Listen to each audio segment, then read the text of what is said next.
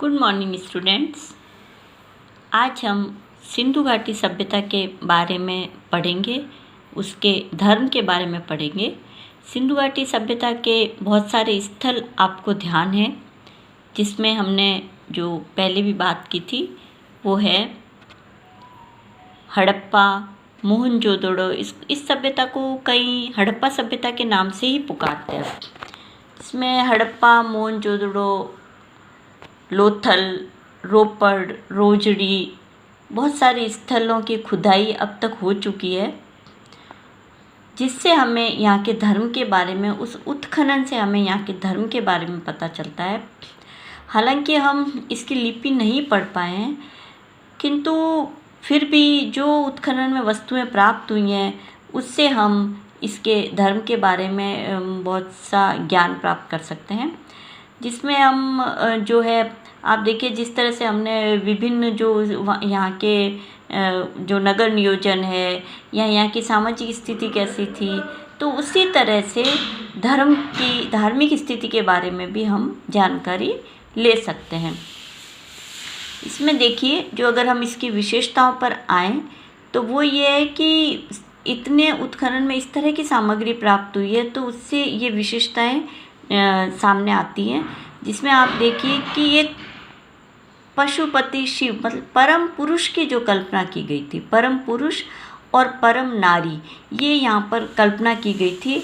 और परम पुरुष धर्म का एक विशेष अंग था। इसी प्रकार जो मातृशक्ति है, परम नारी है, वो भी धर्म की विशेष अंग थी।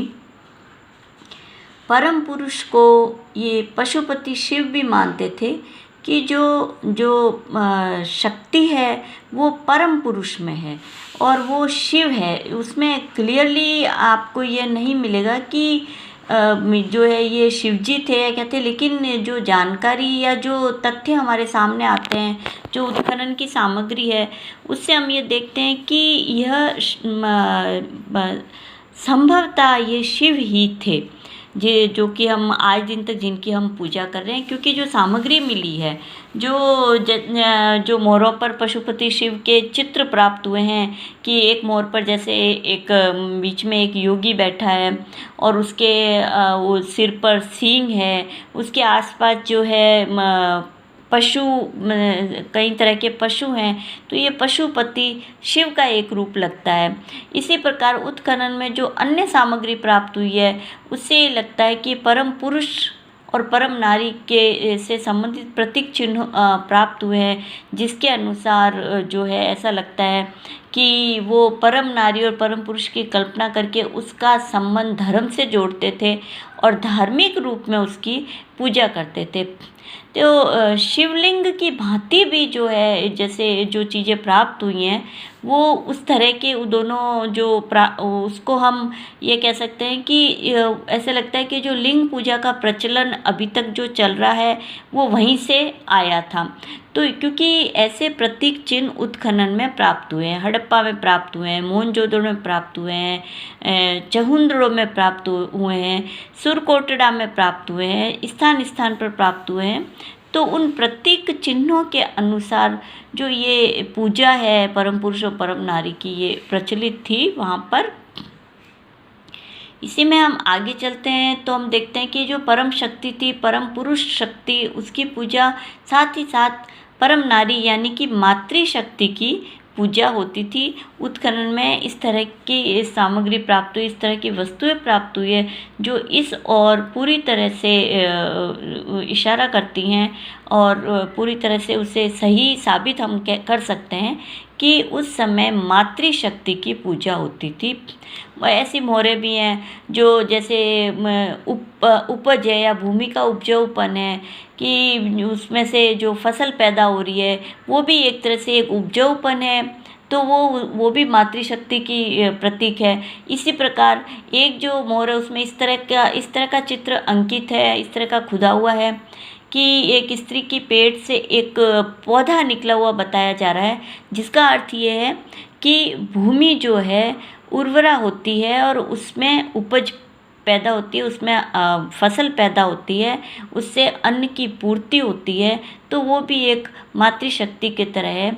स्त्री जो है, स्त्री एक नवजीवन को सृष्टि में लाती है, एक नवजीवन को जन्म देती है, तो वो मातृशक्ति है। तो जो मातृशक्ति है उसके अनुसार जो उसमें जो नव व्यक्ति को नव जीवन को सृष्टि में लाने की जो उसमें जो शक्ति है, उस शक्ति की यहाँ पर पूजा होती थी, उस शक्ति को धर्म का अंग माना गया था। और इस तरह से हम देखते हैं कि मातृशक्ति धार्मिक जीवन का एक महत्वपूर्ण अंग था सिंधु घाटी की सभ्यता में। और ये मैं आपको बताऊं कि उस सिंधु घाटी की सभ्यता का सोशल जीवन भी पितृसत्तात्मक न होकर मातृसत्तात्मक अधिक था। तो उसके अनुसार भी आप देखिए कि धर्म में भी वो चीज़ आती है और मातृशक्ति को माना जाता था, और मातृशक्ति को पूरा सम्मान, पूजनीय, श्रद्धेय उसको माना जाता था। और धार्मिक जीवन का एक प्रमुख अंग होते हुए मातृशक्ति की पूजा वहाँ पर होती थी। और मातृशक्ति से संबंधित जो विभिन्न प्रतीक चिन्ह थे वो पूजा में ही उनका पूजा में उपयोग किया जाता था, और किसी न किसी रूप में उनकी उपासना होती थी। फिर आप देखिए और वहाँ धर्म के कौन कौन से अंग थे जिनकी पूजा होती थी। वो ये, जैसे बैलों की भी पूजा होती थी, पशुओं की पूजा होती थी, जिसमें बैल सर्व प्रमुख था।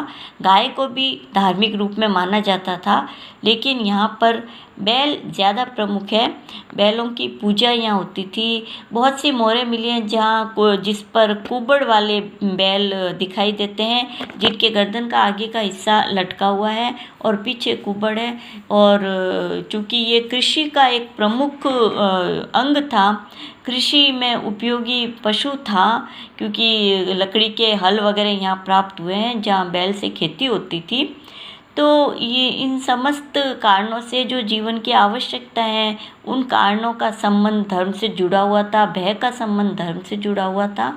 उसके अनुसार जो है विभिन्न चीज़ों की पूजा होती थी। उसमें से एक जो है मुख्य जो है पशु की सबसे अधिक जिसकी पूजा होती थी पशुओं में, वो है बैल। बैल की पूजा होती है, जो मोहरों पर हम बैल के चिन्ह इस प्रमाण के रूप में इसमें देखते हैं। इसी प्रकार आप देखिए कि गाय को धार्मिक जीवन का अंग माना जाता था। गाय को भी धर्म सम्मान्य था, लेकिन बैल की सिंधु घाटी सभ्यता में बैल की पूजा गाय से भी ज़्यादा, ऐसा विद्वानों का कहना है। और इसी प्रकार आप देखिए कि पशुओं की पूजा के सर्प की पूजा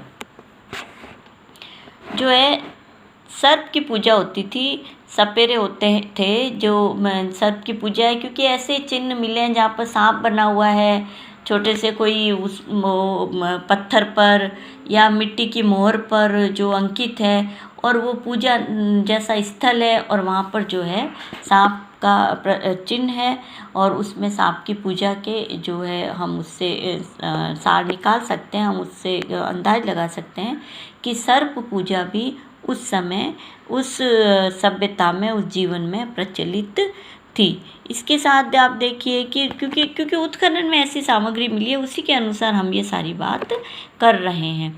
अब इसमें आप देखो वनस्पति की भी पूजा होती थी, जैसे तुलसी है, पीपल है, इन पेड़ों की पूजा यहाँ होती थी। चूँकि उस समय भी इनका औषधीय भी जो उपयोग है वह अवश्य होता होगा, और साथ ही साथ इनके आवश्यकता के अनुसार, इनके उपयोग के अनुसार, और वनस्पति का जो जीवन से संबंध है, जो पर्यावरण से संबंध है, किसी भी रूप में इसी चीज़ को धर्म से जोड़कर जो है वनस्पति पूजा का भी प्रचलन यहाँ पर सिंधु घाटी सभ्यता में था। उसके आगे जैसे तुलसी, पीपल, ये हमने बात की, और इनके प्रतीक चिन्ह इनके हमें प्राप्त हुए हैं, और उनके अनुसार जो है जो हमें क्लियर होता है कि यहाँ पर जो जीवन से संबंधित जितनी चीज़ें हैं, चाहे वो पशु है, चाहे वनस्पति है, मातृशक्ति है, पुरुष, परम पुरुष की कल्पना है, शिव है, उनकी पूजा, लिंग है, उनकी पूजा यहाँ पर होती थी।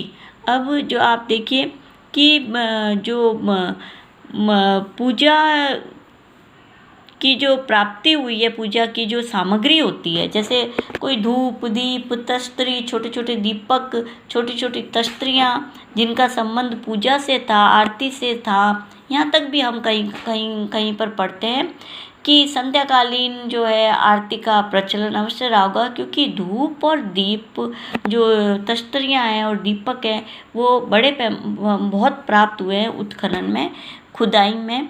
इसके साथ ही मैं ये बताऊं कि जो दाह संस्कार वाली जो थी बात, उसका भी संबंध धर्म से था और तीनों प्रकार की क्रियाएं वहाँ होती थी, चाहे खुले छोड़ने की, चाहे उसे अग्नि को सुपुर्द करने की, चाहे भू में उसको रखने की। ये तीनों प्रणालियाँ यहाँ पर हमें देखने को मिलती है और ये क्रिया भी धर्म के अनुसार, धार्मिक क्रिया के अनुसार ही ये भी संपन्न की जाने के जो खुदाई में हमें अवशेष प्राप्त हुए हैं। तो आप देखिए कि ये जो धर्म है इसकी कितनी चीज़ें इस समय, जो उस समय प्रचलित थी, वो हम आज भी देखते हैं। हम मातृशक्ति की पूजा किसी न किसी रूप में करते हैं, हम शिव की पूजा किसी न किसी रूप में करते हैं, हम जो जनन शक्ति है उसकी पूजा करते हैं, हम गाय को हम गाय को हम उसका पूजा करते हैं, गाय के बछड़े की पूजा करते हैं। बहुत सी ऐसी तिथियां हैं जो जिसमें हम गाय और बछड़े की पूजा करते हैं। बैल को हम उपयोगी मानते हैं, जो पहले के जीवन में था, आज वो चीज़ थोड़ी कम है। और तुलसी वगैरह की पूजा आज भी प्रचलित है। और जो विभिन्न जो जीवन से संबंधित जो संस्कार थे उनका संबंध भी यहाँ धर्म से था और धार्मिक जीवन यहाँ था। और आप देखिए संध्याकालीन धूप दीप आरती, इसका ये आज भी प्रचलित है और उस समय भी इसकी कल्पना और इसके जो कल्पना करने के जो कारण है वो हम कह सकते हैं कि हमें ऐसी चीज़ें प्राप्त हुई हैं, हमें उत्खनन ये समझ प्राप्त हुए, तो वो प्रचलन उस समय था। इससे हमें वहाँ के समृद्ध धार्मिक जीवन के बारे में जानकारी मिलती है। Thank you.